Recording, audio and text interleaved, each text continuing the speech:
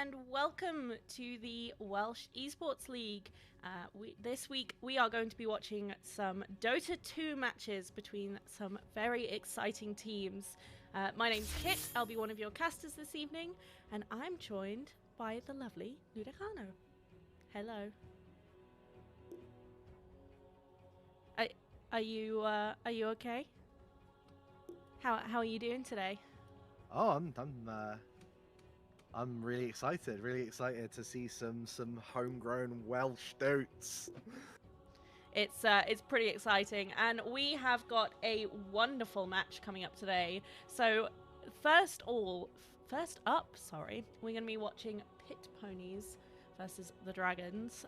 We are currently just waiting for everyone to get into the lobby, and then we'll be underway. And this will be the first match of 4 very exciting weeks. Do you want to tell me a little bit about what you're most looking forward to, Luda?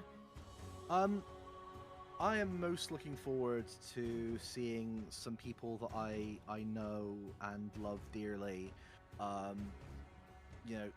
just run right up against each other and just cause havoc. And I'm really excited, as much as anything else, I'm really excited to see more Welsh representation in Dota at all, even if it is at this kind of grassroots level.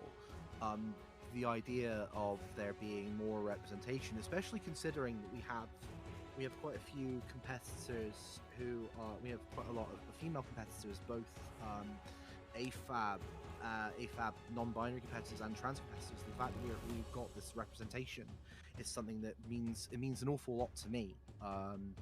Being in a family that is largely queer and non-binary, so it means a lot for there to be good representation, and that's something that I'm particularly excited for, considering that there's the only real representation that women have in the actual pro scene is like casters and talent. So seeing actual female competitors is something that I'm really passionate about. Yeah, and I know that a lot of people who were fans of EsportsWales might have seen some of these players go up in the Commonwealth Games earlier this year. So almost all of the women's Dota 2 team are competing in this league. I know we've got quite a few of the men's team or the Opens team who are also competing as well. So we're going to see some of these players who have already had some showings come out again, but this time with people who haven't had that experience either. And I think that being able to bring both quite experienced players and also newer players who've never had this experience of playing in a league, in playing in any kind of tournament at all, is really exciting, and I'm really looking forward to seeing how the teams progress, not just over the next 4 weeks, but also when we get later into the year, when there will be 2 other rounds of the Esports League 2.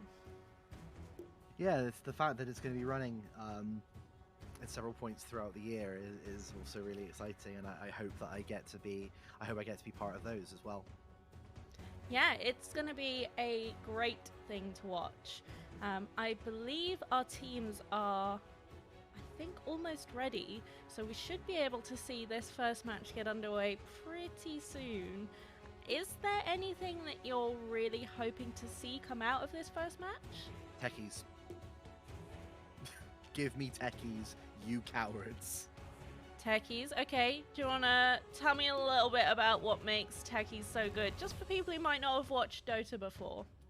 Techies makes things blow up, which makes me feel like I'm playing a different game entirely. I'm kidding. No, there's a lot of heroes I'm really excited to see. I'm excited to see how some of the more common picks in the picks that might be more meta in the DPC get played at the kind of level that we're looking at here. But I'm also, as much as anything else, I'm interested to see. I hope that some of these players play what's comfortable to them.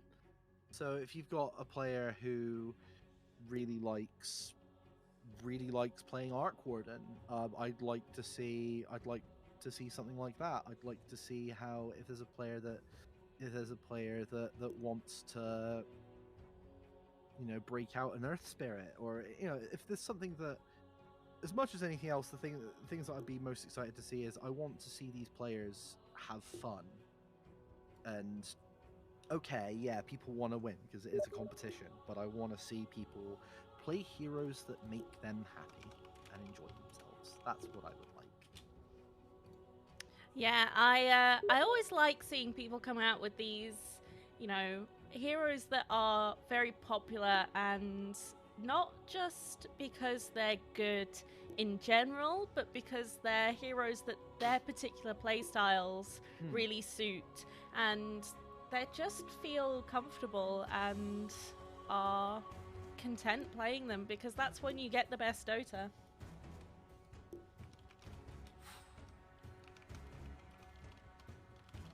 I think we are nearly ready to go now, so we should be able to move into the lobby very shortly.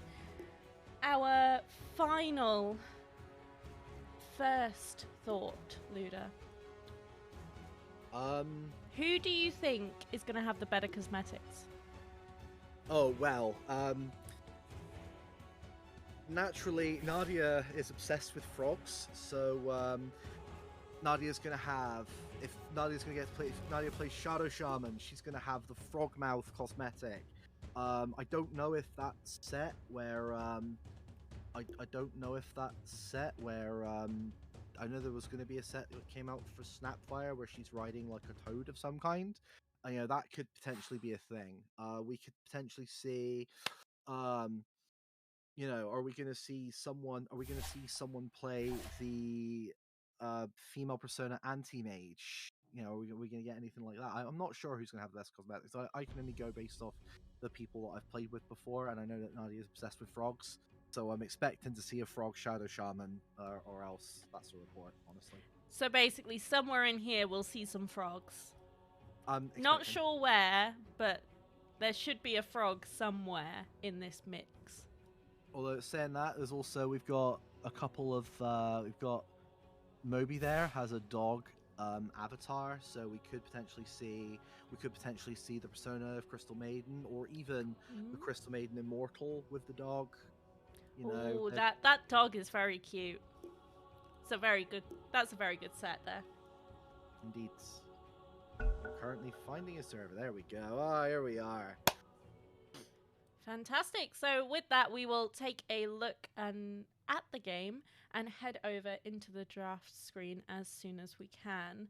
I am really looking forward to seeing how these teams play against each other, because there is a huge variation in skill levels here, and there's a great mix of MMRs across the entire league, which I'm really looking forward to seeing how these teams come together and play with each other. Oh, looks like we've had a connection failure, so we're going to have to try again to get into the match here. Give us just 1 second whilst we try and get this sorted. And hopefully we'll be able to get into the game and show you some action pretty soon. We are still in the lobby and just going to give it another shot in a second. that would have been that would have not been fun.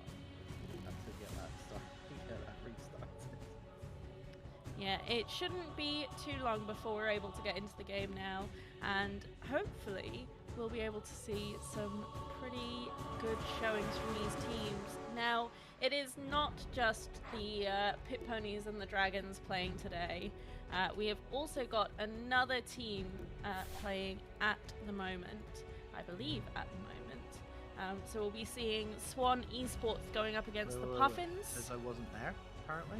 And then we will also later on be seeing the Dragons go up against the Swans. I think we need to stop. Apparently I wasn't in broadcast. Ah. Okay. Oh, I did the thing. Yeah. Camera man on. Okay, yeah, there we are. Yeah, for some reason it just didn't recreate that. That's weird. Okay. Well, we should be able to get into the game pretty soon. Hopefully, we will be able to, later on today, bring you the results from the Swans versus the Puffins.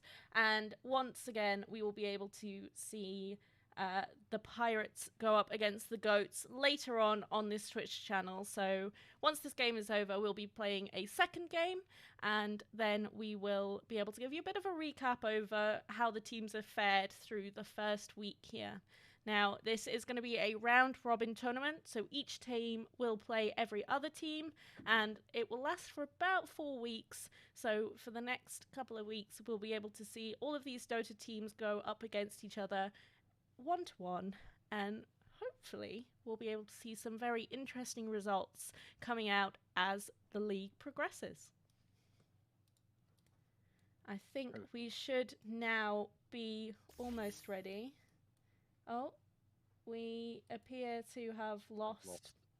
Oh, there's a new lobby. Everyone, actually. New lobby. Check. Should have a message possibly from Nadia. I do not. We will be able to get into the lobby pretty soon.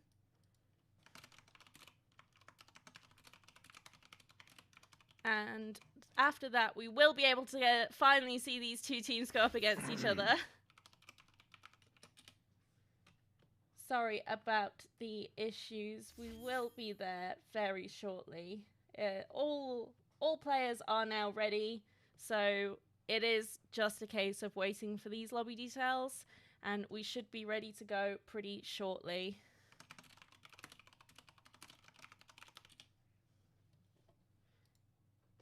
We are almost there.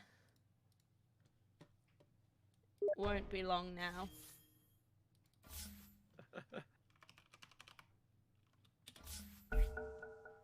Fantastic. So we are now in the second lobby.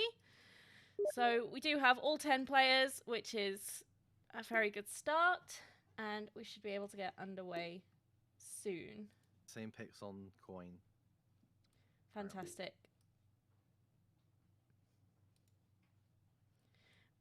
There we go. So we will shortly be getting into this game one of Pit Ponies versus the Dragons. Hopefully our other games are going a little bit smoother today, and we'll be able to bring you those results later on this evening. It looks like we are almost ready to go, so we'll get into this game very soon.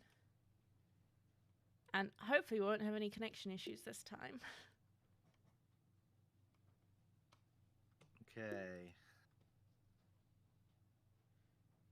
Okay, we're just sorting out the picks now.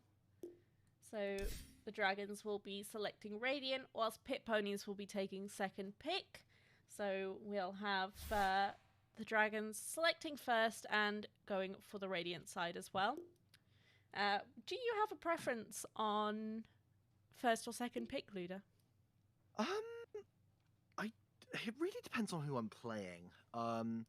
So I think if I'm playing mid, I kind of prefer playing Radiant.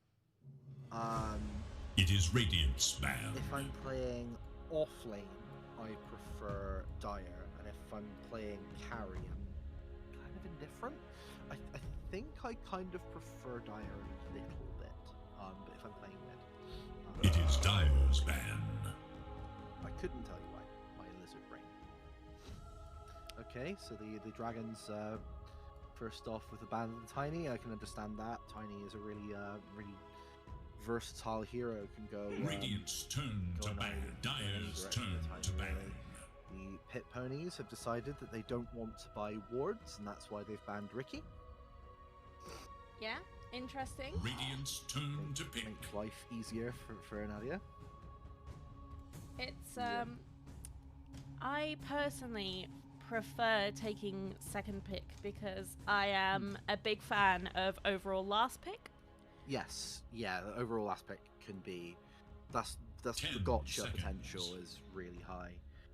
We've got the an Oracle ban. That's an interesting ban. That might be maybe there's some insider knowledge behind to pick. The players, we have an overall first pick, Lion. Interesting. I quite like this hero. It's a very strong laner, and it's quite hard to, unless you have or are facing the right players, it's quite hard to be fully countered when it comes to this Lion. You provide quite a lot in terms of, you know, being able to pop illusions with mana drain, hex, AoE stun is fantastic, and finger is also a very good skill. Lots of damage. So we've got the follow-up there of the Lich and the Leshrac from Pit Ponies into the Snapfire from the Dragons. And the Snapfire is interesting. Snapfire could quite easily end up being one of the supports, but it is also currently getting a lot of play in the offlane. Due to Snapfire has really good strength growth. So Snapfire gets nice and tanky, which is quite fitting, because I like to think that Snapfire should be hard to kill, because who wants to hurt more? 5 seconds. Yeah, she's a very good hero. She's one of the few ranged strength heroes, which really adds to her usefulness. It means that she's a great support because she has high damage, high HP. She's not squishy like some of these other supports, so she can kind of fare a little bit better when it comes to roaming, ganking, you know, just generally a little bit easier to exist on the map. Yeah, I mean, there's a small part of me, I've got the outside hope. I kind of hope that it does end up being an offlaner, just because I've really enjoyed seeing it, in the DPC, and I would like to see it played more in. I'd like it to see get more kind of traditional play. This is, you know, a step removed from traditional play, really. So it's not quite like the look of. Anyway, we've totally been glossing over some of these bans here. So the Dragons banning the Tinker, which again, it's a hero that nobody necessarily wants to play against.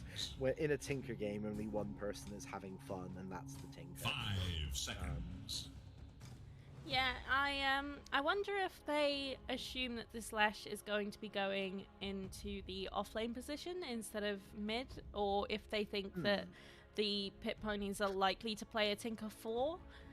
It doesn't feel as if it could kind of fit into this Lesh Lich draft as well as other heroes could, but maybe they just have a particular hatred for Tinker as well, or really don't want to be playing against this, you know, this 100% mischance and with the laser, or just some of the damage block that comes in with the shard now.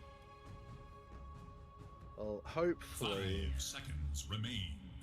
I mean, I'm not sure. I think realistically, it's more likely that Leshrac is probably going to be mid. That is where it's strongest, but there is that flexibility in that pick being in that position for that reason. So it could potentially still go offlane. It's more interesting to think. We're quite curious as to what the Pit Pony is going to go with as their 4. I think.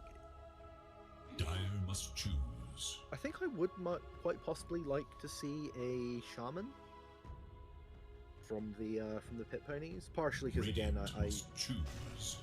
Oh, there we go. That's a pretty dynamic. That's a dynamic entry hero. That's something that's going to be quite exciting. So the Earthshaker is going to have some good, a good ranged option to potentially stop the Snapfire's. To stop the Snapfire's Mortimer Kisses, bit cut off potentially. You know, could potentially cut off Pursuit. There's a lot of options that Earthshaker brings to the table. I'm curious to what they're worried about, considering they're banning Razor and the Quap. So I wonder what the Dragons might be thinking about for some of their other options. Just been asked to raise my mic. It sounds like a very anti-escape team here. So I think that they are perhaps looking to ban out these heroes that, you know, find it easier to disengage. So this Slark, you know, Lena is so fast. Razor, again, incredibly quick. And then Quap, Blink Out is always extremely useful. So it's... Oh, and they're gonna pick up Centaur instead. The king of running away. I mean, I'm in two minds with that, because I think depending on the direction that they're going in, I think the Earthshaker could potentially be useful in cutting off the Centaur if they want to run in. Oh, there's the anti-mage. There's an anti-mage. We'll see whether or not we get the way realness later though. Yeah, it's there's still quite a lot of cosmetic choices that could be made here. 10 seconds And that's the real thing that we're thinking about here. None of the tactics. That's stuff's silly. No one wants to think about that. The anti-mage is also potentially something that they've got in mind to shut down the Leshrac potentially, and also the potential disengage with the from the Earthshaker, or when the Earthshaker gets blink, there's almost no cast point, and the anti-mage does have cast points, so that'll be something you just think a little bit ahead. There's the one thing with the anti-mage at the moment is that his third ability, his counterspell. At the moment, anti-mage's counterspell really only has application against Lich. Lich is the only hero that has any real targeted spell, apart from if, you know, at a push, Leshrac's Lightning Storm. But the... 5 seconds remain. So I feel that the anti-mage's third ability is kind of currently going to waste, but considering how good everything else anti-mage can do is, you know, it shouldn't necessarily be that much of a problem, especially once he gets his Manta. Can blow up that Leshrac. Yeah, the Manta is going to be quite a key timing here on this anti-mage. We'll be able to dispel some of these, you know, these slows from the Lich and the Void as well. And if he's very quick, might even be able to dodge some of these stuns too. So be really important to get this Manta out on the AM and just try and get all of this farm that's available to him. I think that an AM should fare pretty well against a Void. I think that it's going to be quite dependent on how much interruption to the farm they have in these early stages, but I feel like you should be feeling pretty content with this carry to carry matchup there. Yeah, I'd say so. At this point, 10 seconds remain. At this point, it looks like the dragons are more concerned with the Enigma. I'm guessing that they think that the Earthshaker is going to be the 4, so they're now looking at banning offlaners for their final bans before the last pick. Well, much like Earthshaker, Enigma does have this flexibility. You know, this could be 3 or 4, depending on the player and how they prefer to play. So it's probably just another way of making sure that they can try and escape these fights. So, you know, if this Snapfire is able to pick up an Axe, that's one way to get some of your carries out. Your AM and your Centaur both have ways to get themselves out. Obviously, the AM is on a much quicker cooldown with this blink than the Centaur ult, but they're both quite disengagey heroes who have this ability to, if the fights aren't going their way, just turn and try and run, and maybe even reset to go back in once the positionings are a little bit better, or once some of these spells or BKBs have worn out. Especially when it comes to this Leshrac, you can do a lot of damage if you have mana. So kiting out some of these earlier spells and making it so these cooldowns are up, there's lower mana to come and attack you with later on is a really key part. Yeah, I I think the Dragons actually 10 think that the Earthshaker seconds. might be the 3, considering that they also banned Nyx, who is more 5 commonly seconds. played as a 4. So I'm curious as to what that's going to be. Yeah, I think, again, they're just not quite sure where these lanes are going to be going. So it's more of a case of covering their own backs here and making sure that these heroes that make it a lot easier for the pit ponies to find out where they are, to chase off after them. It's just a little bit more difficult for them.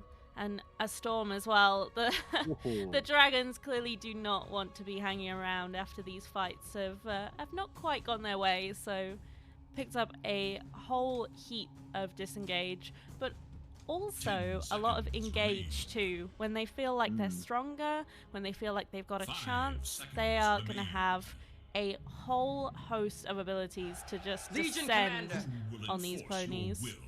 And I pick up an LC. It's a good pickup against the Storm and an anti-mage, so... Yeah, I mean, that is something that, funnily enough, even the counter spell, if Legion counterspells the anti-mage, the duel still goes off. So, you know, that is still something that is pretty good. So we're going to have, from what I can tell here then, yeah, it looks like the LC is going to definitely be off lane. You know, Puppy exists. People have played Legion in stranger positions, but yeah, I think it being on the 3 seems a lot more sensible. And there we go. Lizard snap fire. That's it. We got some. All right, drip check gone pretty well. The very important business. Very important business.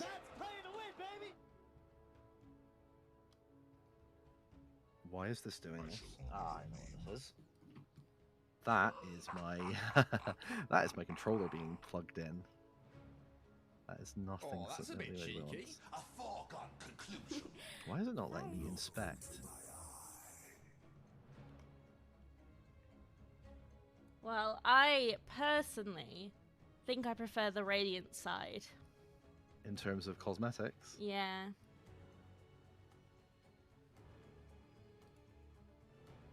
It can go either way, really. What is going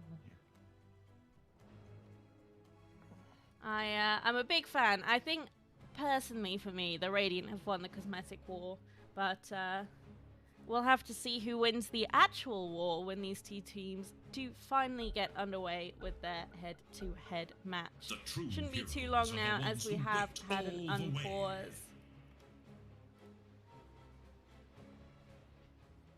Sorry about this. Don't know what's going on here with my camera. It's moving pretty constantly. So it looks like both teams are going to try and head their way to get some runes.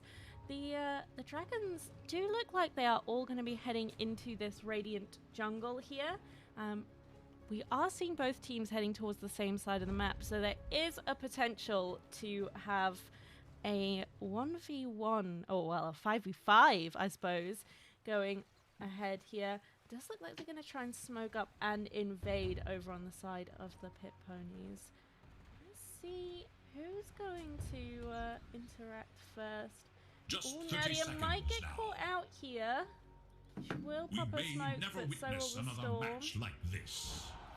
And they are going to try and go here for first blood. The Storm has been stunned here, but obviously not very agile at the moment. They keep trying to chase him down here, though. A lot of damage coming out onto the Storm, but I don't think it's quite going to be enough. He's going to try and run into the lane instead of under the tower, but you get the stun out to the Earthshaker, and they're going to turn and be able to take him down. Yeah. Very nicely done. We'll get a little bit of damage here onto the anti-mage, and the Storm is still quite low, so might not want to hang around too intensely, but we'll get a nice little bounty rune trade there going in the favor of the ponies, which is always a great start, isn't it? Hmm.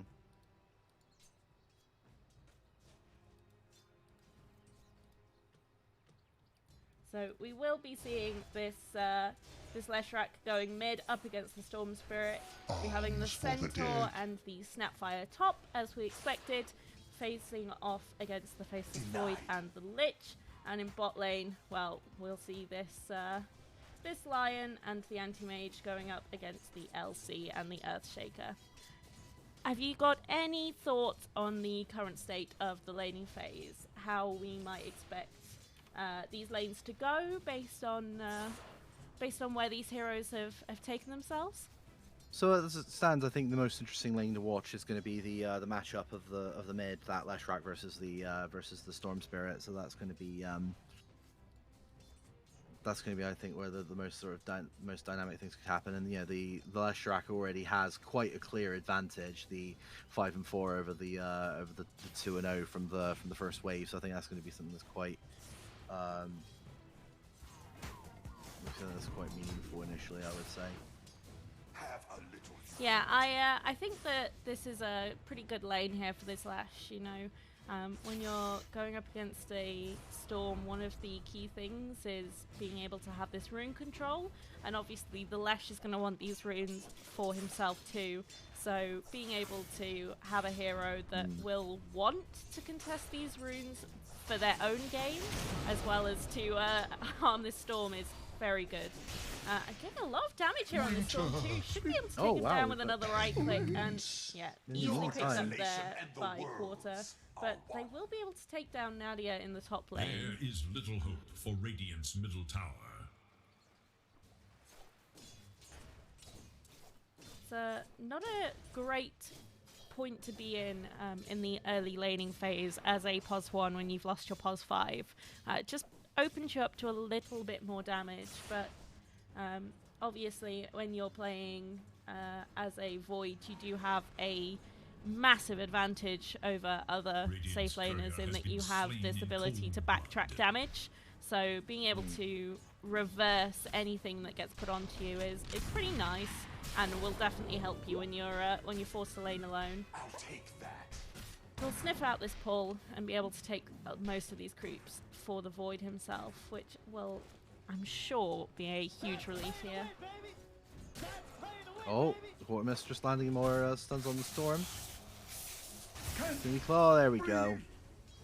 Yeah, this mid lane looks absolutely dominant from Quartermistress here on the Leshrac. The Leshrac is currently 17-8 to the Storm Spirit is just 4-0 at the moment on the last hit. So this is going to be this mid lane is going to look really rough. They're going to the Storm Spirit is going to need some intervention from one of the other side lanes pretty shortly, I'd say. Yes, and this is a very nice way to start the game as a Leshrac. Not just this huge last hit advantage, but you've also got these 2 kills now. You've got control of these runes as well. Got your bottle already. It's gonna head up, and just wait for this water rune, which will help replenish that mana even more. 2-level advantage on the Storm Spirit as well. That's just so rough. Courier has been killed. The Leshrac almost has as many last hits as Bounty. the offlaner and carry of the other team combined. That is, that is not a position you want to find yourself in early days. They're already at a 3k net worth lead. Yeah, this is a very good position for the Ponies to be in at this point in time. Not for you. As it stands, they do still have potential comeback mechanics later on in terms of the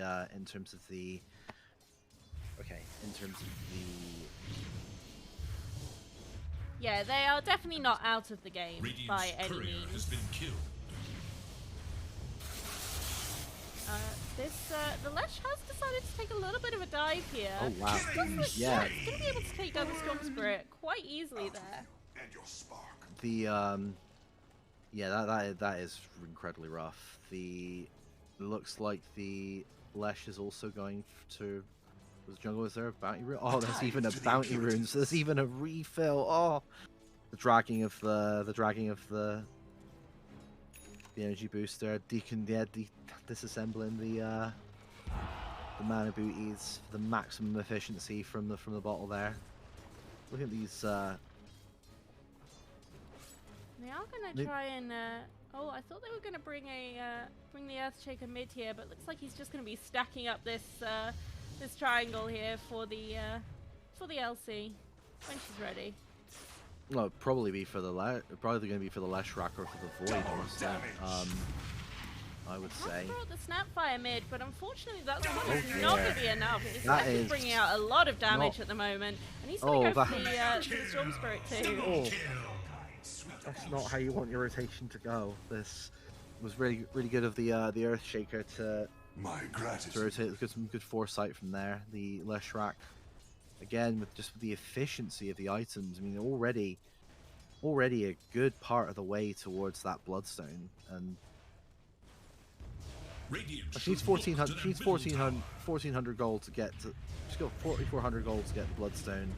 She's already 1,500 of the way, and it looks like already getting that point booster shifted out. So already looking like a good part of the way towards it.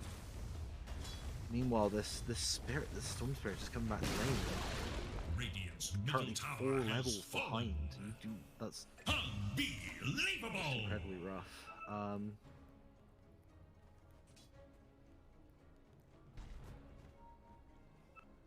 One moment, I'm really sorry. I apologize. Okay. Meanwhile, looking at the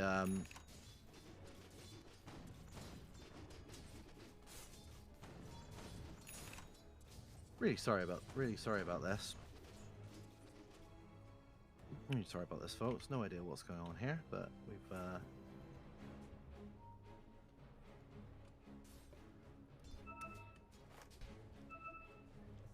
I think I will take back control of the camera before we start getting motion sickness. Yeah, no idea what is going on with my. I've got nothing else plugged in. It's just decided that we did have 3 players top, but it does look like this Earthshaker has decided to go back into the mid lane. Obviously, there is not a huge amount to be taken there. Oh, nearly tried to get that Centaur stun out, but just got stunned at, well, bashed at exactly the wrong moment there. Gonna have to try and take a little bit of a head out there. We'll try and get a little bit more damage here from the Snapfire, but obviously, as we said before, this Void is able to backtrack very easily, and will just take all of that damage away. Meanwhile, the Leshrac looking like they're ready to come top. I think that was with an Invis rune, I believe. Oh no, she's just walking over towards the Centaur then. Oh, she doesn't need an Invis rune, does our Quarter? This Centaur is dead. Yeah, nothing you can do. Oh, Quarter is well and truly dunking there, and will just walk straight back away. I don't think she's even going to stick around to try and take this tower. Meanwhile, the Storm's rotating bottom towards the, although already within moments, the Leshrac's already towards that as well. Just Leshrac is just everywhere on the map. And again, the Storm can go mid. The Leshrac will find him there. The Storm Spirit can go bottom. The Leshrac will find him there. Very Leshrac living the best Brian Mills life there. Oh, and she's not done here yet either. She looks like she's gonna try and stick around for a little bit. Oh, we do have another pause here. Just the LC disconnecting once again. All in service to imbalance.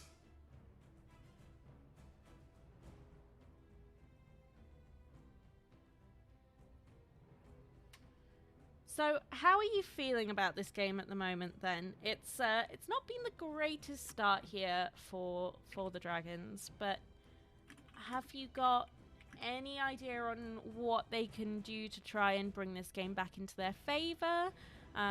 Any kind of Thoughts on where they need to go next?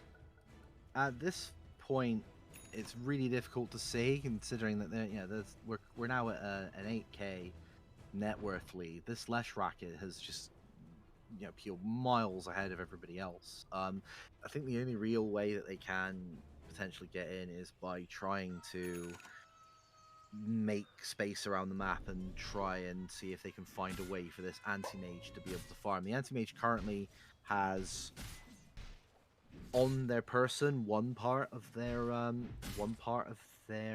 battle fury, and they're still quite a way away from some of the more expensive parts, so it's going to be really difficult for this anti-mage to be able to actually farm in the jungle without it. But at this point, it's just going to have to take whatever space they can get in the hope that he can get back into this game. The Storm does now have level 7, so the level disparity it's not as bad as it was.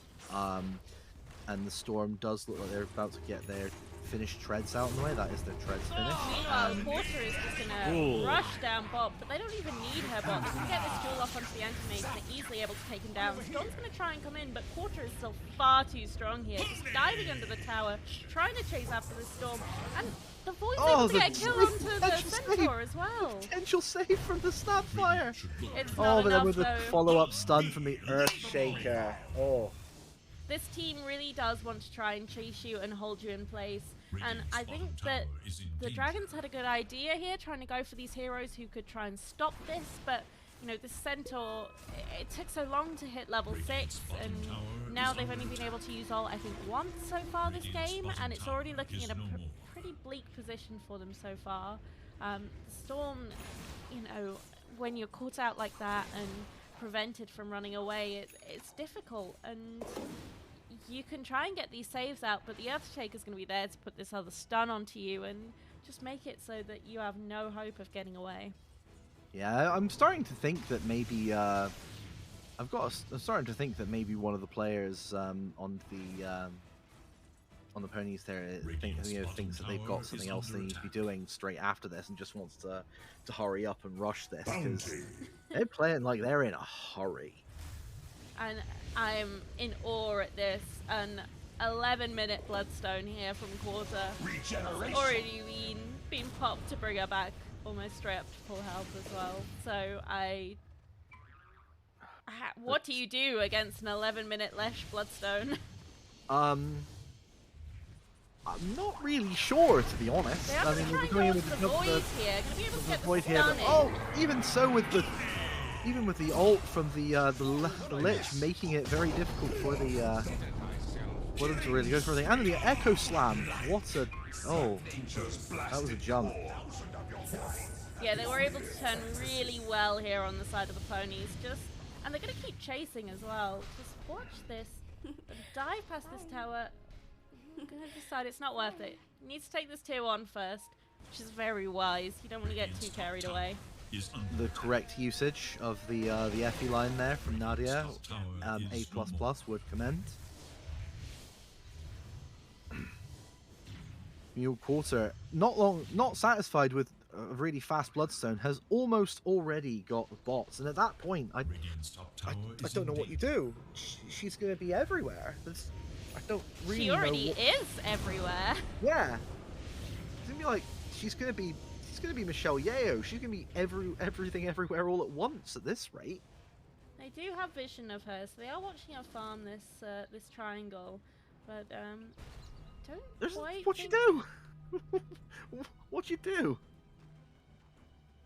The anti-mage, meanwhile, still has almost has 3 out of 4 parts of the battle fury now. So the potential, the beginning of the farm back is, there's a possibility, but it also feels like a very, very distant reality at this stage. Yeah, it's not looking great here for the side of the Dragons, and I think it's always going to be quite difficult when you're going up against some of these very dominant players, and I've played with Quarter for a while, and I know that she is formidable and very, very tough to beat, and even tougher when when she gets this incredible start off into the game too.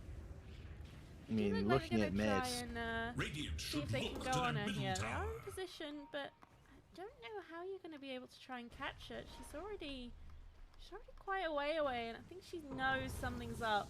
She's already moved back towards the safety of her Earthshaker. I don't think they're going to be able to go on her anymore, but she still have the Snapfire hanging around. Centaur is here, as is Vanguard. Going for the pipe next, it looks like. We'll stick around with the Earthshaker. Just keep control of this jungle. Make it even harder for the anti-mage to find any farm.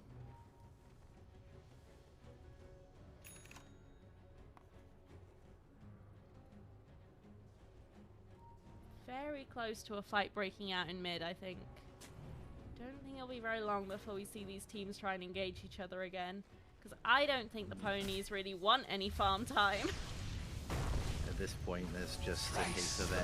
Any time that they're not fighting and killing, it just feels like a waste. And even keep in mind, the Void is still also being able to go and farm. So, on top of everything that they're already achieving, they have still got a Faceless Void who is just, you know, basically playing the Dota equivalent of farm scale. Well, the Storm going in for the see if he can get an easy jump on the Lich.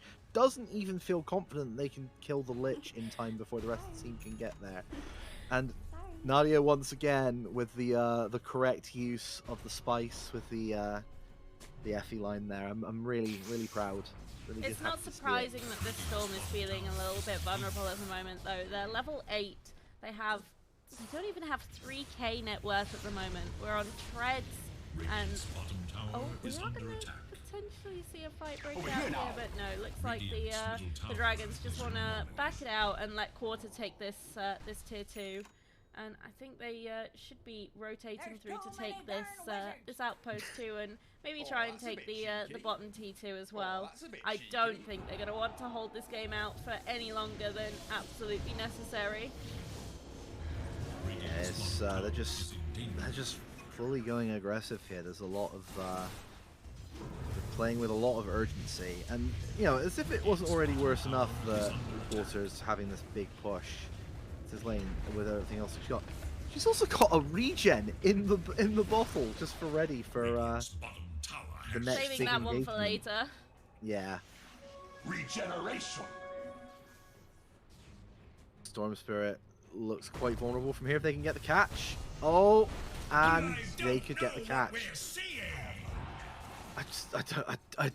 I don't know what you do as a Storm Spirit in this game, honestly. The lockdown from the Shaker, from the Lich, from the Legion, it's really hard to... Yeah, this game, especially with the Legion, your key item timing on the Storm here is a Lincoln's, and well, if we take a look at what the Storm actually has queued up, we're going for this Kaya first.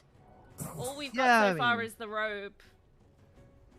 That Lincoln's, if it comes at all, is not coming anytime soon. Yeah, it doesn't feel like... Oh, what an incredible jump there from the LC. Easily going to be able to take out that Snapfire. Really, really nice duel victory there. It's so important to pick up these easy duels and get that extra damage. Oh, 23k at sub 19 minutes. It's really looking rough. That is... both of their top highest cores. This will do. That is the difference.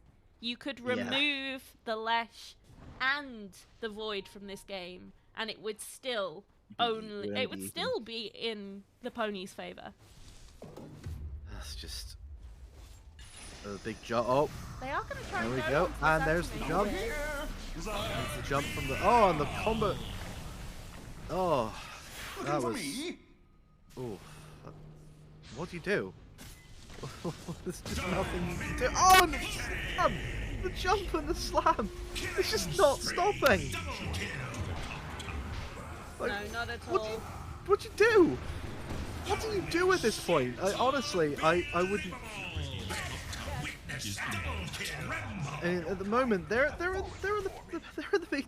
the beginning of looking at racks. Within sub 20, they're going to already be hitting tier 3s sub 20 minutes. There's nothing else they can do at this point. They can, potentially just carry on farming and choking them out until Roche happens. But honestly, I think we're probably going to see the first set of racks go down probably in the next 2 to 3 minutes. Yeah, I do not think it's going to be very long at all. I mean, the anti-mage, the anti-mage does now have the Battle Fury, so that's something. But I think they're past the point where they're going to be able to realistically catch up. Oh, and they've got a DD here. This is the perfect time to Roche on the side. They of are, Ponies. yeah. Radiant do seem to be expecting this. They have smoked up, so they are cognizant that it could be what's going on. But honestly, I think it's just not going to get there in time. So you thought this Lestrak was impossible to kill now? What happens when you put Aegis in the hands? Which naturally, of course, they do. Like, what are you doing? Well, who else would you put it on at this point? I mean, there's honestly, there's not this. Leshrac is one of the better carriers in the game, and the fact as well that you've taken the Aegis away from the Storm Spirit, who is, along with Meepo, the best Axe carrier in the game. Nadia didn't quite realize it. Oh no, Nadia's spotted the courier and realized that there's someone up there, and wondered whether or not they might be able to get a courier kill. They might be able to get the courier. Do they not? No, they don't quite care. Oh, there we go. There we go. The Earthshaker manages to follow up and get the courier kill. The things that really matter. This anti-mage is trying to farm this ancient stack, but he's nearly dead for it. If they came up, they would have a free anti-mage kill here. Look at this, 110 HP. Oh dear. They know that the anti-mage isn't there, so they know they can go. They know they would be 4v5ing, and they've got an Aegis. It would make the difference if the anti-mage was there, honestly. The only real worry would be, anti-mage's ult isn't even level 2 yet, so it's not even going to do a tremendous amount. Never mind, because the anti-mage is caught in another corner. This is... This is rough. This is rough. This game has very little life left in it. There is not enough time. He still will be able to dodge the Echo Slam though. Very nicely done there, but unfortunately he's in too deep. He is gonna be killed off, and Nadia's even gonna throw out the tip there as well. I hope that it's in respect for dodging the for dodging that Earthshaker ult. Funnily enough, the ult has actually already previously been used. It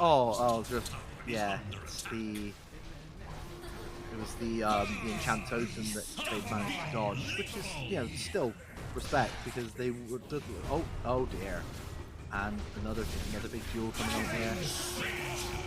Storm trying to just do whatever damage they can do, but Nadia in with the sinister gaze, doesn't even get a moment to stop there. Just.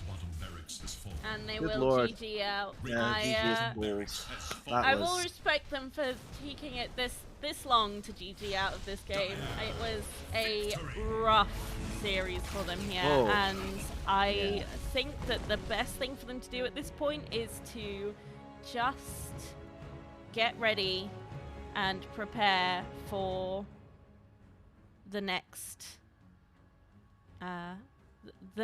game that it will be coming this afternoon. Yeah, I mean, it's going to be hard to recover from, but you are against there is an immortal player in that team, so. But yeah, that's rough. That's a really difficult game to have as your first series. But the best thing that the Dragons can do is they can just take it in strides, and maybe take a bit of time to work out what they could have done differently. maybe when they see that the mid lane is going as badly as it is, maybe they need to prioritize earlier rotations and see whether or not they'd be able to stop that from snowballing quite as horribly as it did. I mean, if you look at this graph, it's just almost entirely in the ponies' favor. That was hard to watch. That was really hard to watch at some points, but the Leshrac just went completely uncontested. Just don't know what they could have done, really. Yeah, if we take a look at the score, quarter ending this game 18-0. It's a fantastic score. Like, what an incredible game to have as your opening there. I know that this must be a really rough game there for the Dragons, but on the side of the Ponies, you must be feeling really, really good after such an incredible victory there. I'm enjoying the post-game banter between the teams. The way that we all ban in our own games. We look at people's Dota profiles and see who they have as their featured heroes. Yeah, what an incredible game there for the Ponies, and nice for them to be able to take out this Tiny. It's a tough hero to play against, and I can only imagine how much shorter that game would have been if there'd been a Tiny in it as well, because, dear God, that man stops at nothing when it comes to hitting buildings. Yeah, that was that was just a difficult game. That was just a really, really difficult game for the Dragons. After the first couple of minutes, I wasn't really sure what they would have been able to do to fix it. The only thing I can think of is, again, just trying to get a bit more rotation, a bit more pressure on the mid, and just see if they could help bring the Storm back into game a little bit. But even when the Storm had their ult and was able to zip around, we had the lockdown from the Lich. Lich was really on point. In particular, I'm quite impressed with Nadia's with her sinister gazing on the Storm and just generally punishing wherever possible. So I'm quite pleased with that. Yeah, it was a very, very good showing there from the Ponies, and some incredible points to build on through the rest of the league. If that's your starting game, then I can't imagine what you're going to look like by the end. It's sure shaping up to be a very, very impressive league. We will take a very quick break whilst we get ready for the next game, and we shall see you very shortly for game number 2, which will be the Pirates versus the Goats. Should be a good one.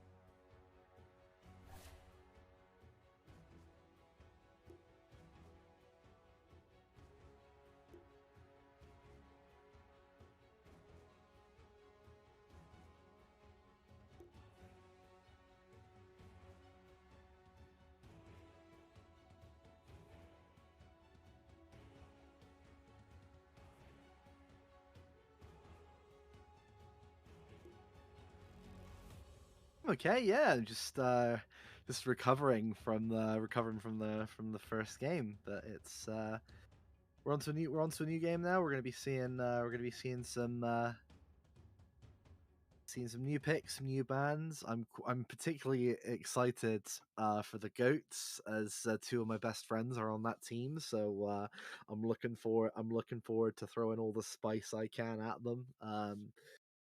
I'm curious as to whether or not I will get my techies wish.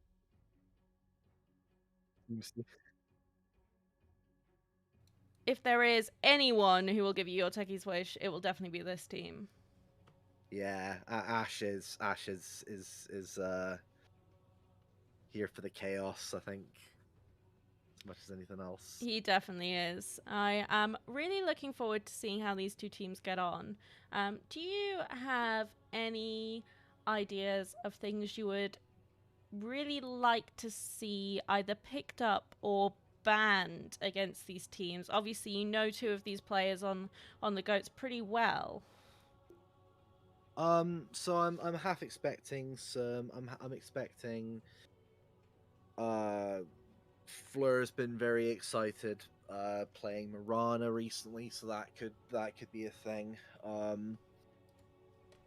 We've got Ash playing the 5, so we're probably gonna see something like we might end up just seeing a standard Crystal Maiden potentially, but it would we don't know until we see it really. I mean, especially considering that I've not seen Ash play Dota since the year 2007. It feels that long. It feels like before Dota even came out. But largely, it's going to be it's going to be also interesting to see. Apparently, the pirates are all pretty high skill, so Yeah, apparently I'm now so host. a lot of these pirates are very, very good players. So some of these players are people we saw on the Opens team when the Welsh DOTA2 squads competed in the Commonwealth Esports Championships earlier this year. Apparently, I'm the host now, so I need to start the pick side selections. So we will just be able to sort all of this out in just a second. We'll see if the Okay. teams are ready, and if they are, then we'll be able to get underway. So we'll have a look and see how the teams are getting on, and when we're able to get this game underway. Hopefully, it will be pretty soon, but we do have all 10 players, which is a great start. So hopefully it won't be too long before we're able to get back into the action here for week 1 of the Welsh Esports League. Now, this is round 2. We did finish round 1 earlier when we watched the Pit Ponies take on the Dragons. The Pit Ponies did come out victorious there, and they will be playing again this evening. It's going to be good to see how everyone gets on in the next couple of weeks. Especially this week and next, because that'll really start to separate these teams out. Obviously, we've seen from the Pit Ponies that they're a very dominant force. They are filled with some very high-skilled players. They've got some pretty strong ways to keep their opponents pretty contained on where they want them to be. So, going to be interesting to see how they fare next week, and whether they will be one of the most dominant forces in the league, or whether in fact there are people who might be able to take them on as well. Sorry, I've been made the. Yeah, it does look like our teams are almost ready. Looks like one of the players is having a little bit of a struggle with his game client, which we all know that happens quite commonly when you're playing Dota. It's a very intensive game, but do look like we are almost there and ready to take the game 2 into action. Should not be very long, and we will be able to. Yeah, the two teams are set in the lobby. What? Sorry, I got made the lobby host and was like, wait, what? Well, we should be able to get underway in a second. If you need to, I can take on lobby host and we can get this game underway. Yeah. It does look like both of our teams are ready. So we shouldn't be very long now.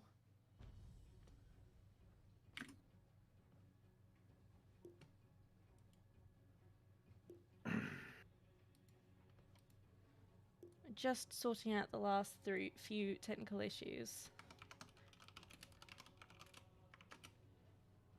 And then we will be able to get underway and into this second game. We do have all of the teams ready. Well, both teams ready, every player.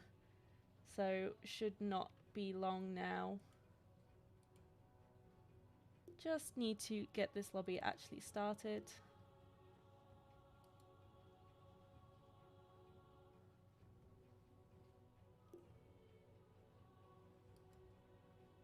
So won't be too long now.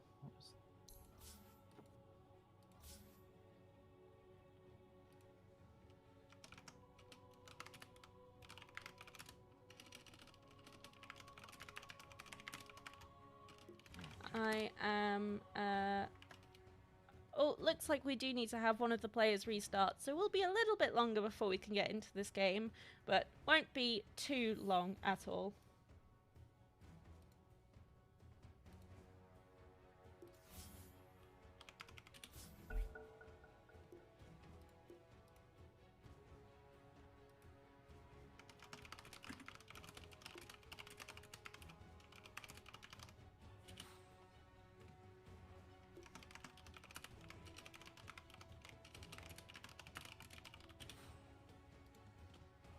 So we are now almost underway. We do have the lobby set, just have had 2 players had to restart. The game client having a little bit of a struggle, so won't be too long before we're able to get in and get sorted there. We do now have, I think, the lobby entirely sorted, so we will be almost there as soon as these players are able to reconnect back to the client, which should only take a couple more seconds, maybe a minute at most. So will not be very long until we're able to get there and back into the game. So going to be with you very shortly.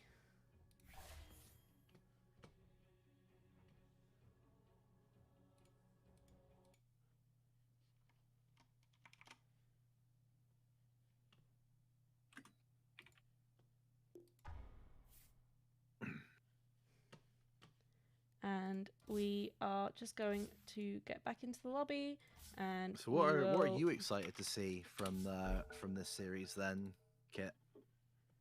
I'm looking forward to seeing these 2 teams go head to head and seeing how they match out in skill differences. I have seen some of these teams on the Pirates, some of these players on the Pirates play before, so I'm interested to see how their team dynamic changes with some new players, and I'm also interested to see how that goes up with the GOATs. I obviously know 2 of these players here. Ashley was our coach when we played for the Commonwealth, and I played alongside Fleur when it came to the Commonwealth too.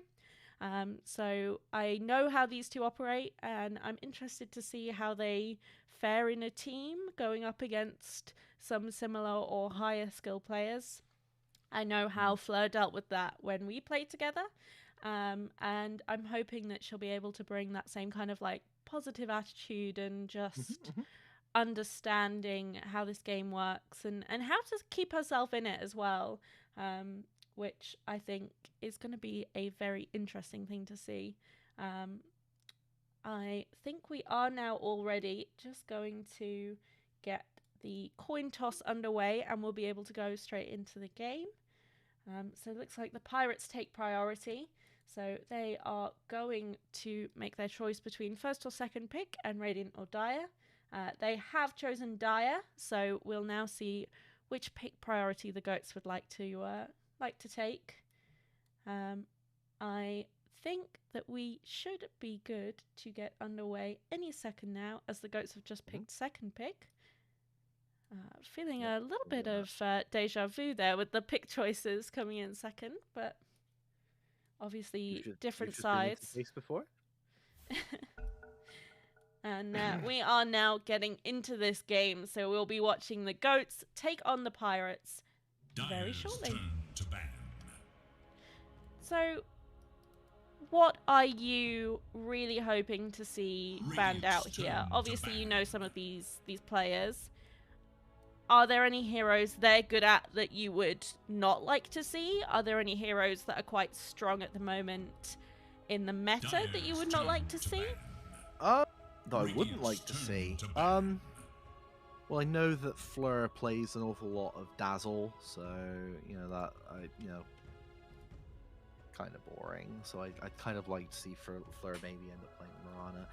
I'm curious whether or not Ash is gonna do it. Whether he's gonna just take that Techie's pick. I'm not sure what to expect really here, but I think the difference is for me is traditionally whenever I've played with Ash has played POS 1 a lot more, so it's uncommon for me to think of Ash as a support. And we've got the Fleur's not going to be happy. The Pirates having taken the Mirana, she's devastated. The Mirana is a very strong hero at the moment, so I can definitely understand. Must choose. Shadow Shaman. Oh, we got the Shadow Shaman to start off with. I think that's more likely going to be the 4, right? I feel like that's the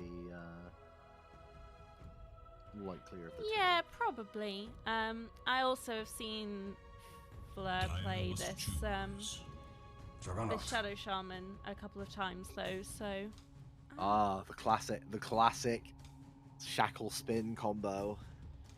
yeah, it's very, very strong to pair Jug with any hero that can have this kind of fixed movement. So holding these heroes in place for a prolonged period of time, like the CM, like the Shadow Shaman, Frostbite and Shackle both last quite a bit longer than a stun, unless you're very lucky on the Mirana.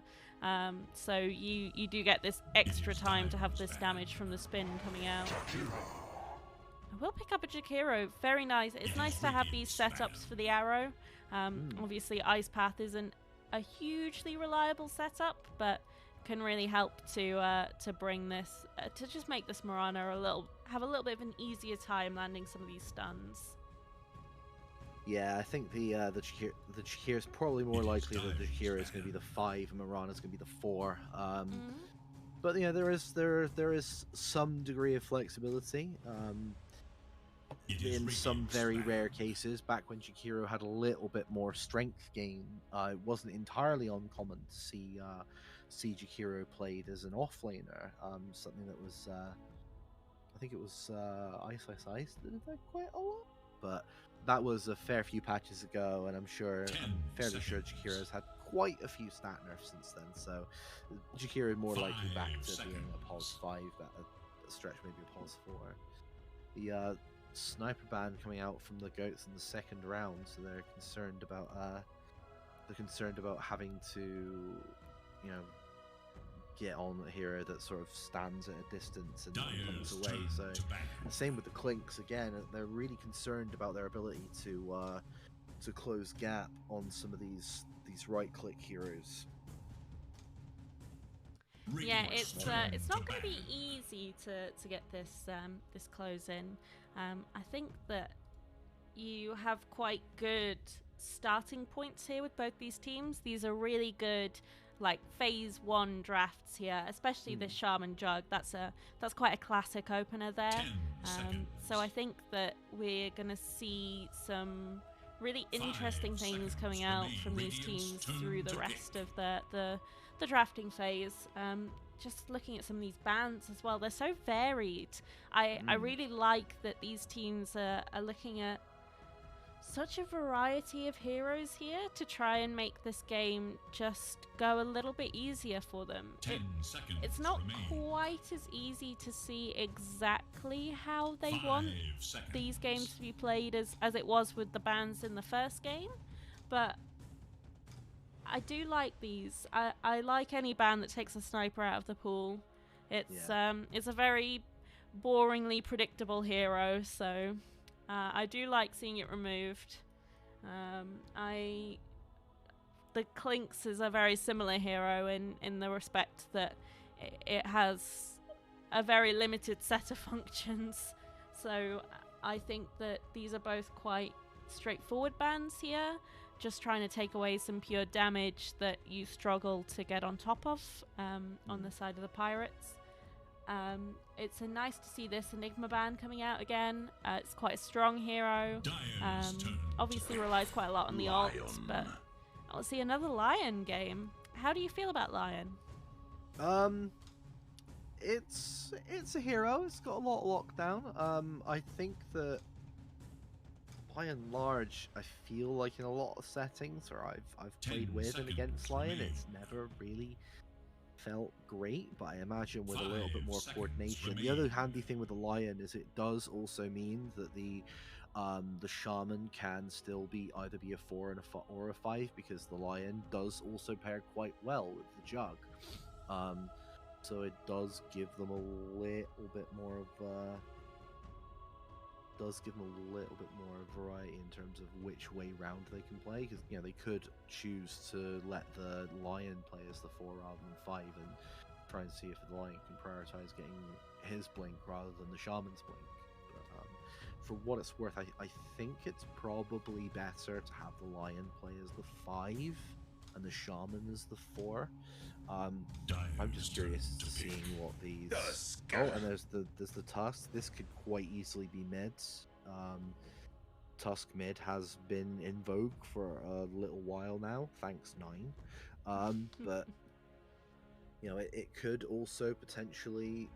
We could also potentially be looking at a Mirana Pos 3 Tusk Pos 4. That is also a possibility. That's something that's a well, Tusk has been a viable offlaner for a long time as well. You could equally see it the same way round, the opposite way round. A Tusk 3 and a Mirana 4. It's really hard to tell with just 3 heroes where they're going to be going. It's much simpler on the GOAT side, because you know that this Shaman and this Lion will be played most likely as supports. You know that it's more common to see this Jug in the Pos 1. It is not a given, especially when you're in some of my level pubs, but it's also not beyond the realms of possibility to just accept that that's where they're going to be going. You're not a fan of the Pos 5 Juggernaut that maxes out the healing ward? No. No. No. The goats again. Their pick. It's pretty clear cut that this Tide Hunter is more than likely going to be the 3. There is an outside chance that the Tide Hunter could potentially be played as a mid, but it is very uncommon, and I don't think it's been done for. I think it's been the done thing for a good little while. So again, as you say, I think the only clear pick that we really have on the side of Pirates is the Beastmaster.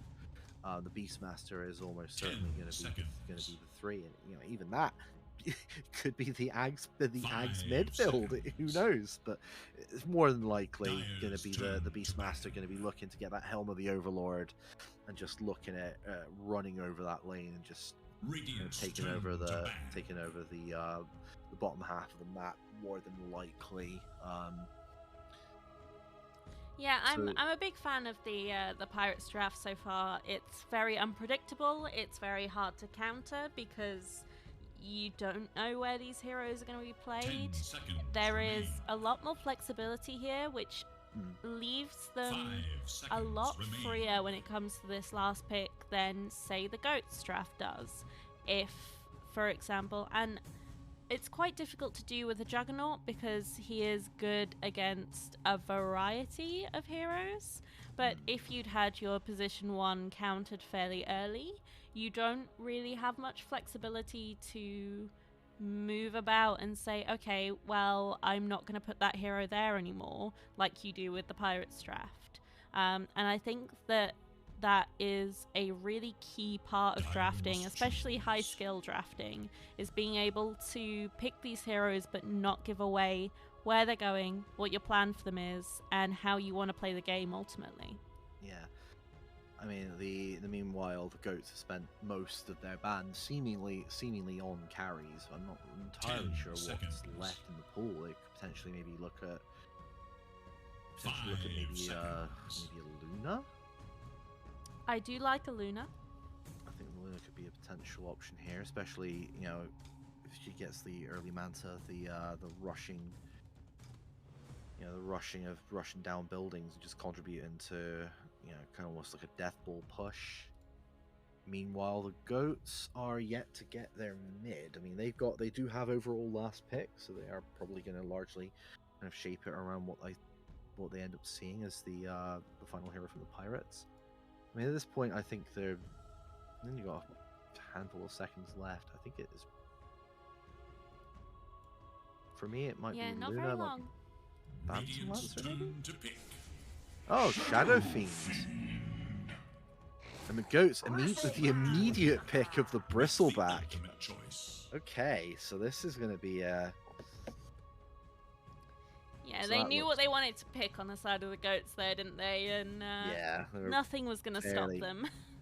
Fairly decided there from the looks of it. Maybe they sniffed out that it was going to be that SF. I'm not sure how I feel that matchup goes. I mean, anybody that's going against that Bristleback is, naturally going to be rushing to get that stick nice and early just to really maximize their regen possibilities against the Bristle. That is something that is quite a downside with the amount of spam that he kind of depends on. This is a hero that I've played. I love playing Bristle in any position, in any of the core positions, and we've actually run it as a 4 once, and it was fun. But that is a downside, is that you are kind of at every time you look at someone that already has a stick, you're like, oh, do I really want to cast this now? But you don't really have that choice when you're playing Bristle. Really, you kind of have to go. Meanwhile, let's for the main event. Let's have a look Yeah, at all these cosmetics it's an interesting lane dynamic to be in, isn't it? It's difficult to try and weigh up where you want to put this damage on versus when you want to try and just help get your opponent low, and obviously giving them stick charges is counterintuitive to that. However, I do think that this SF is going to be going position 1 instead of mid. So I'm not 100% sure whether he'll be facing off against the Bristleback or the Tide. 30 seconds and counting. We do have this nice smoke coming out here from the side of the Pirates. And Ash with the in-game banter. That's largely going to be what I'm going to be paying a lot of attention to here in this. For anyone who is uninitiated, Lion has a large amount of voice lines talking about going back to hell and back. And back. And back to hell. And back. They are going to try and get a lot of damage here. There. That's going to be the first blood straight away on the flare. Oh, she's going to be kicking herself over that one. That's rough. Yeah, so it does look like we're going to be seeing this Tusk in the mid lane here from Neb going up against the Juggernaut. I do take it back. Mid. I know I said we typically see this Jug in the 1 position, but I take it all back. We're seeing the Juggernaut going up against the Tusk, whilst we'll see the Lion and the position 1 Bristleback in the safe lane going up against the Mirana and the Beastmaster, with the position 1 Shadow Fiend and the Jakiro going up against the Tide Hunter and the Shaman, and they will be able to take this Tide Hunter down in top lane. He's able to get a lot of damage here. It's the real pain of laning against these Shadow Razors, especially level 1 early on as this Tidehunter. You do a lot of damage here, and you can really hurt. Well, they know where Fleur is. They're going to try and... No. Oh, no. They are easily able to suss her out, and they're just going to try and get this kill onto her again, and I don't think there's any saving her. No, that's rough. She showed it just exactly the wrong moment as her Tide was backing out, and paid dearly for it. That's a very, very nice start for this Shadow Fiend, though. You really want to be seeing this kind of a start onto position 1, being able to pick up these early kills and get a lot of damage in, and just show these offlaners that you are here to to really hurt. Yeah, I mean the Bristle is doing pretty well on their early amount of blast hits, so that's something. The Tusk is just ever so slightly pulling ahead with the from the Jug there, but I kind of expect that in terms of the sort of early matchup. I feel that Tusk does sort of do a little bit better by himself as a mid, as opposed to this Jug, although the Jug could potentially... It does still have quite a lot of harass. He's gone for an early point in the healing ward as well, just to make sure that he has the sustain to be by himself, which I think is quite reasonable.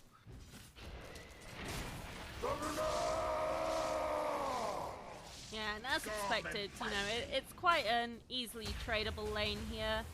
You will try and get a lot of damage in onto this Jug from the Tusk, but Spin will always be your best friend here when you're laning against a Tusk. Indeed.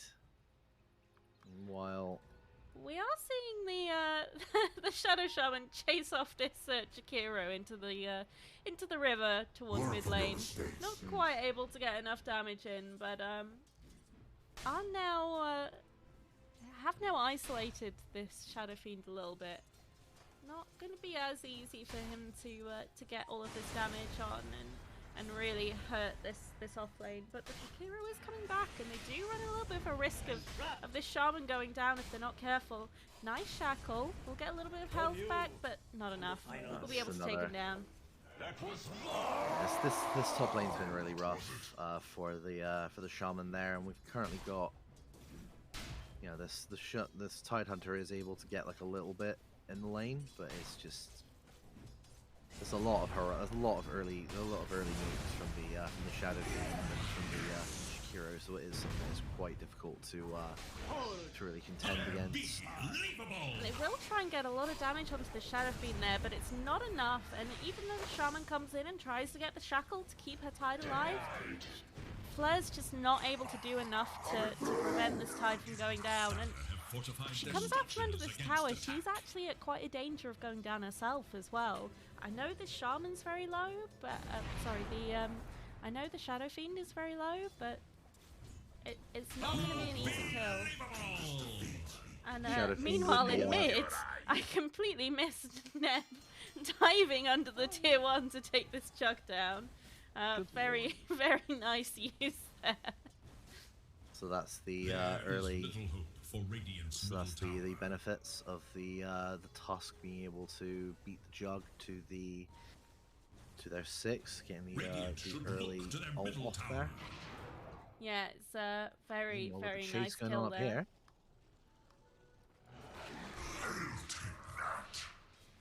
See what's going on down bottom.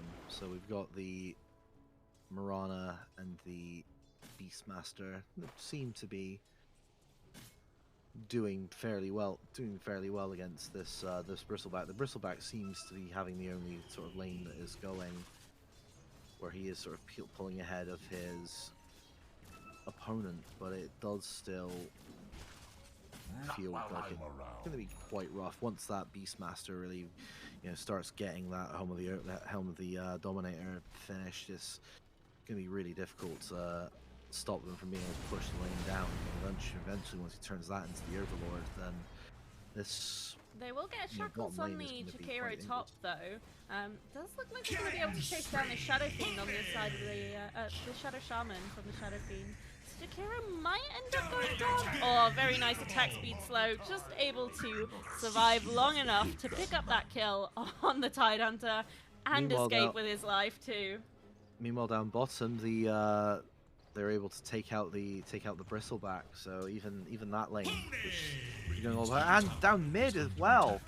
Oh god, missing kills all over the place.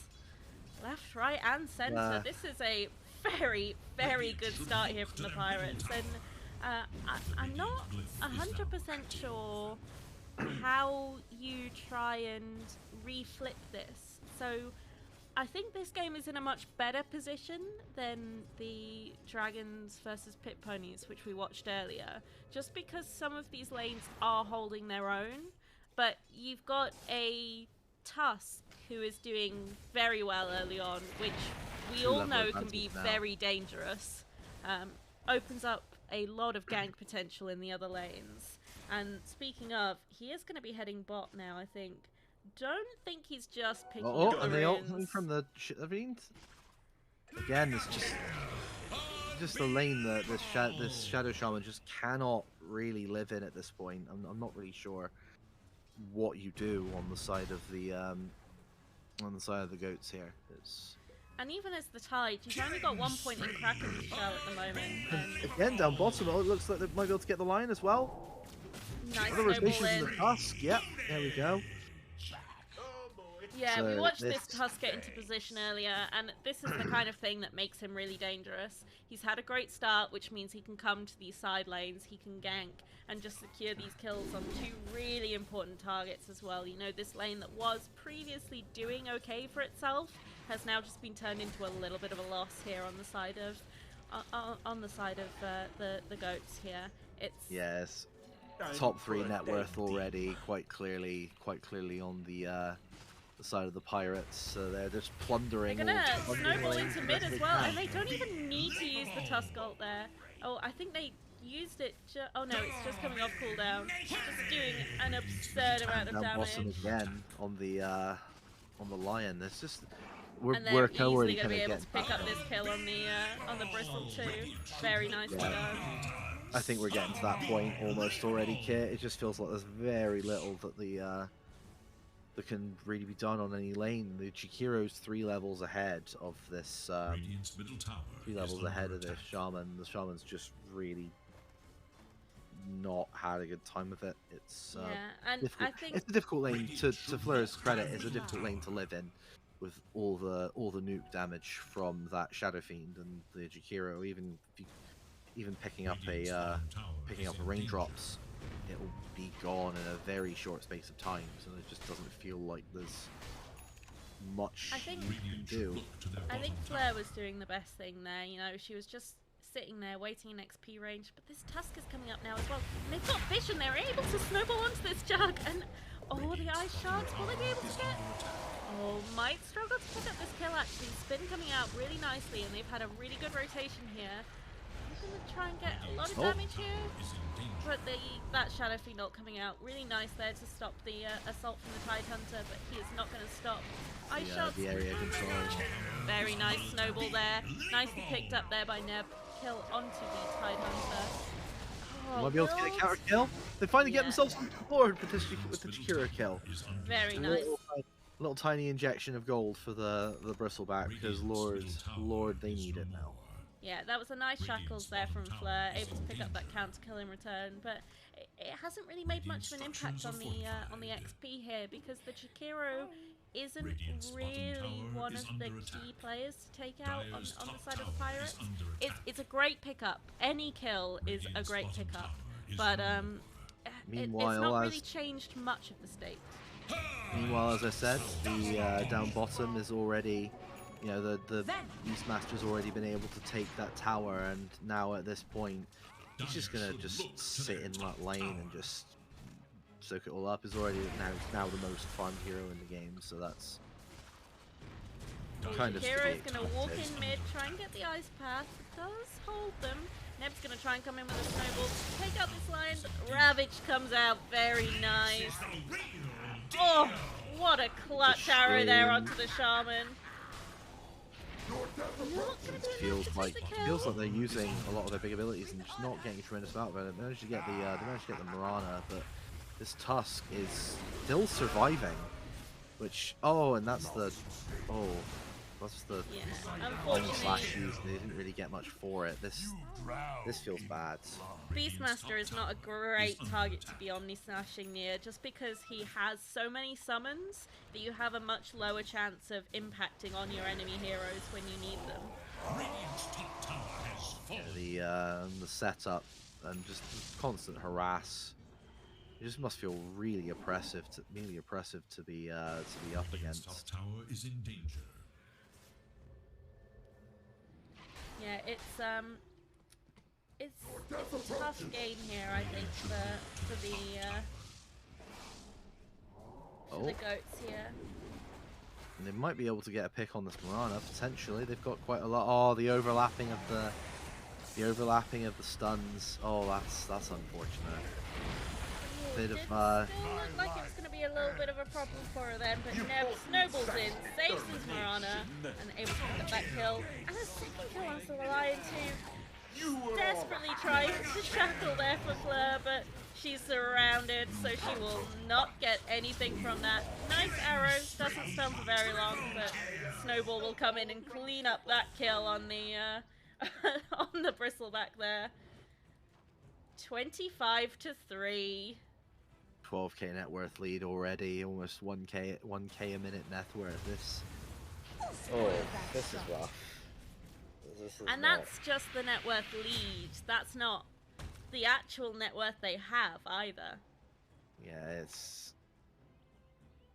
this is not this is something that, you know, if you look at the difference in the damage done with all the different things that that were used, and there's the fact that the pirates just seemingly able to outfrighten all fronts. We've got a smoke that's already been broken with the Tusk up the top tower, and Ash just not allowed to live apparently. This Tusk really cannot nice survive. arrow there onto the Shaman. Oh, the shackle there on the oh no! the illusion. Only onto the illusion. Oh, that's painful. Oh, that's really unfortunate there for the Jug. I'm not sure if he just didn't realise that they popped the Mirana roll, or... Oh, that's really sad. That's not what you want to see when you're trying to claw your way back into a game. No, and of course I not. don't think Neb's done either. He just wants to chase down this Radiant team. Look at him go. Oh, again, nice ice path from the Jakiro. Does look like, gonna get the snowball into the Tidehunter. Try and get the ult down. Not even able to get off that Ravage there. Oh, Nice the double stun kill. as well. Deciding they're not allowed to live. Did they need to use the roar on the shaman there? Probably not. But they just wanted to. Oh, just diving Ash, the level. Missed the ice shards. Decided he still wanted to dive, and so he did. And What a play by Beastmaster Neb. doesn't even have the Overlord yet. They're knocking on tier 3s, and they've Knocking. They're taking tier 3s. Yeah, exactly. And you know, the Overlord is on the way, so this only gets worse. Oh, Shards there to try and push Neb down onto the low ground. Oh, they might be able to punish the dive. They managed to get the Tusk, and they managed to get the Mirana. They actually finally get something. Nice. Did it cost them? It did cost them still their tier 3, but they were actually able to get a couple of meaningful kills there in that fight. So that, you know, that is it's a glimmer. We're already past the point where the score can be 3-2, 3-2-2. So yeah, that's something. It's a slightly uncharacteristic mistake there by Neb. So what he was trying to do was use the ice shards to push him down onto the low ground. And it just wasn't quite enough, so he ended up inside the shards instead of being pushed down by them, which meant that he couldn't escape and got caught. He did try and snowball out to prevent the death, but it wasn't enough. And it doesn't look like it's shaken his confidence there, TPing into 4 enemy heroes in the mid lane. I don't know if it's going to be enough to bring them back into the game, though. It's one thing to pick up some very good kills, but if you have to rely on your enemies making a mistake to get them, then it's not a good representation of the state of the game. No, it's much needed in terms of XP and gold. Oh dear. Oh, Tusk just sees Shaman, kills Shaman. Effie apologizes and moves on. Just And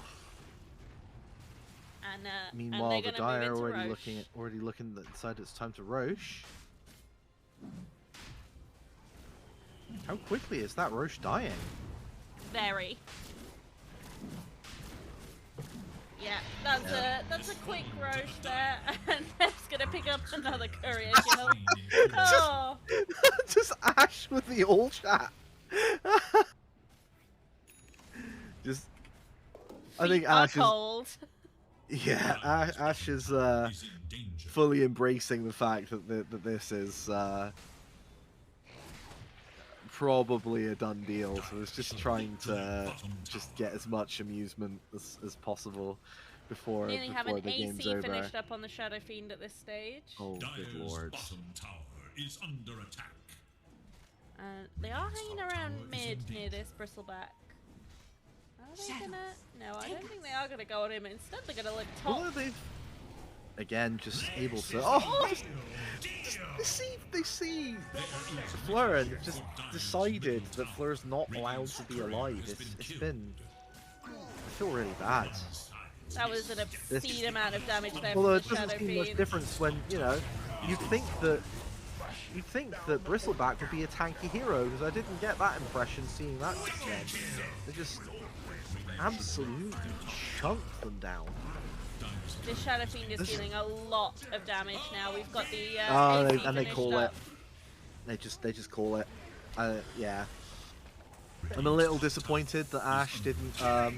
Oh, and again, just for good measure, spot Fleur one more time and just decide to punch the Shaman out of existence. That felt like bullying at points.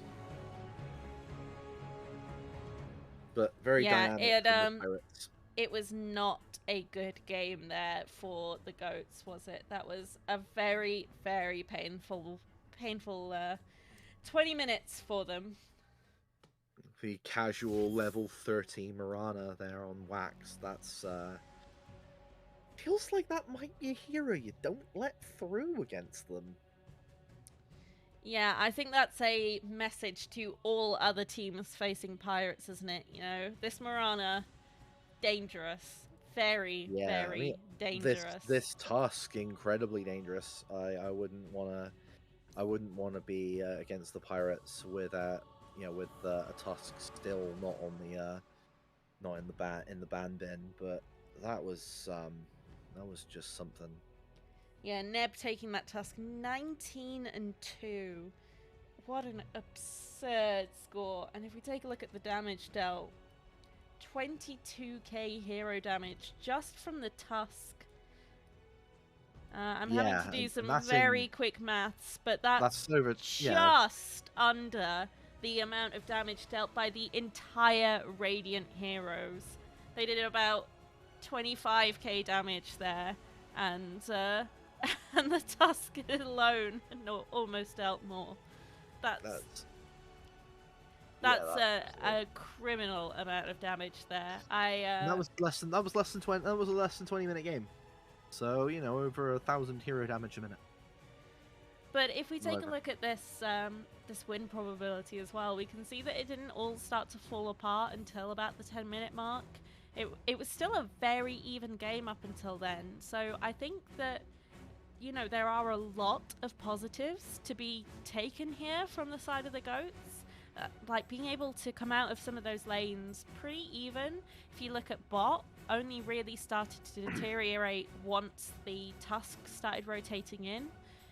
Like being able to take these like glimmers and then turn them into things to work on and ways to proceed throughout the rest of the league, I think is really important here, because there definitely are positives. You just might have to take a little bit of a deeper look once the game's finished. Yeah. Because I can't imagine that a lot of that game felt very positive when you were playing through it. Yeah, I don't really know what there was the goats could have done, because once they got the Helm Dom on the Beastmaster, they could just run lanes. They could just run past the lanes, and Radiant just didn't really need. They just didn't really have anything that they could do at that point. It was a very dominant game there from the Pirates, and I think that, if you're a pirate, you're loving the outcome of this game. You're loving just how dominant you can show you can be, and especially after quite a relaxed start of the game, which I think in some ways is better, because it gives you more time to accumulate that net worth, to accumulate that comfort in the game too, and just understand more how your opponents are approaching the game too, which then means that you can adjust your way of playing, your strats for the next 5 minutes, the next 10 minutes, where you're going to be, where you're going to put your heroes on the map.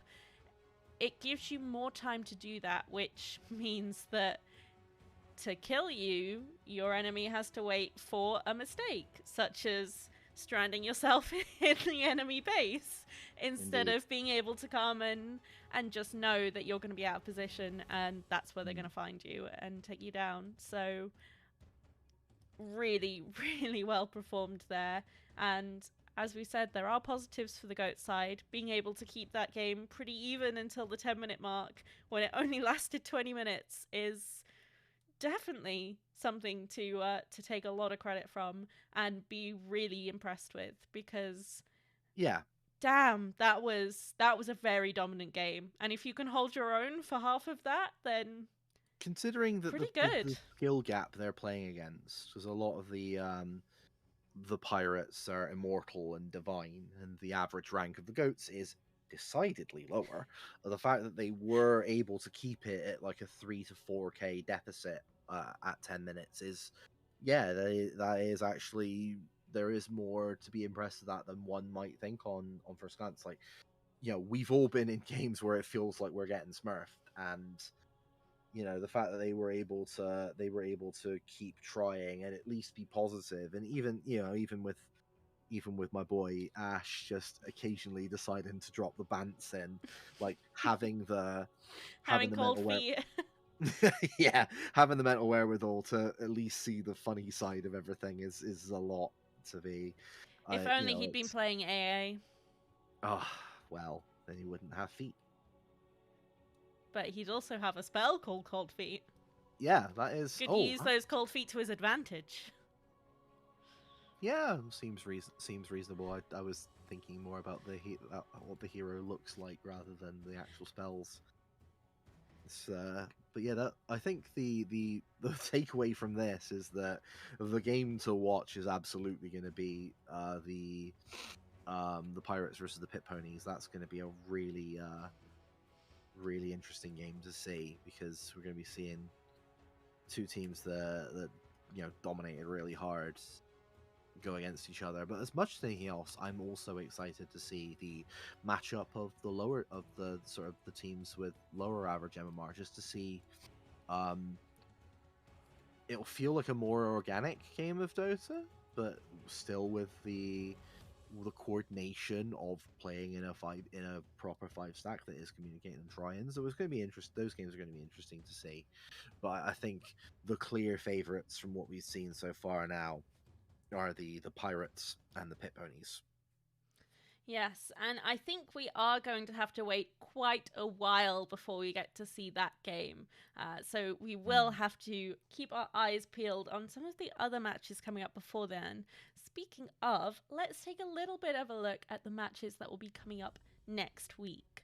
So, we will be seeing the Puffins go versus the Artists, the Pit Ponies versus the Robins, the Swans versus the Goats, Dragons v Pirates, Artists v Swans, Pirates v Robins, Goats v Dragons, and Pit Ponies v Puffins. So next week we will be streaming the Puffins versus the Pirates, and we will also be taking a look at the Goats versus the Dragons. So those will be the games that you can watch on this channel, EsportsWales, next week, and all of the other games will be played throughout the evening as well. With the exception of the Robins and the Artists. Those will both be bye games for their opponents. But we will have a lot of action coming up next week, and indeed throughout the next 3 weeks as well. This was week 1 of 4, so there will be loads of matches still to be played. It is a round-robin tournament, so every team will have to play each other at least once. And that is just the beginning as well, because then we will also be taking a look at where that leaves our standings and if anything else needs to be played out. Now, there are tiebreaker rules in place, which we do not need to look at this early on in the competition. There is still plenty to play before we get to there, so we will probably take a look at those if and when we need to. But make sure you keep an eye on the EsportsWales Twitter and Discord channels. You'll be able to see all of the latest information and keep track of the standings too. And I believe that that is it for this week. So we shall see you again next week. That will be for the Pirates versus the... sorry, I'm looking at the wrong match. The Pirates versus the Puffins and the Goats versus the Dragons. And thank you very much for watching today and for bearing with us when we had a couple of technical difficulties in the first game, preventing us from getting into that lobby. It's been great to see you all. We appreciate your patience and we appreciate your enthusiasm. We're really looking forward to seeing more of you next week. And until then, you will be able to catch the rest of the Welsh Esports League with a couple of other games going on throughout the rest of the week. So make sure you stay tuned and drop a follow to the Twitch channel where you'll be able to keep up with all the latest. Take care. All the best. Thank you, everybody.